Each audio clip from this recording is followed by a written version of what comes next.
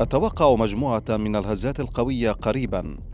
هذا ما تنبأ به عالم الزلازل الهولندي فرانك هوغربيتس في تغريدة نشرها عبر منصة إكس يوم 4 سبتمبر، مقدما تفسيرا لذلك بحركة الكواكب وأقمارها.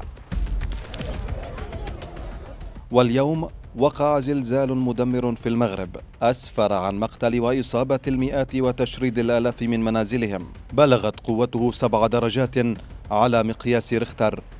عالم الزلازل الهولندي المثير للجدل ثبت على رأس صفحته في منصة إكس تلك التغريدة، وحذر في وحيدة أخرى من وقوع هزات ارتدادية قوية في المغرب.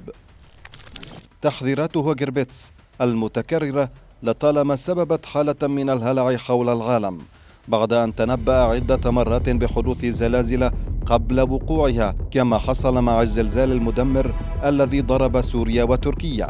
ودوما ما يربط هذا العالم بين تنبؤاته وبين تحركات الكواكب واصطفافها، في حين يشكك علماء آخرون بروايته التي قالوا إنها محض صدفة.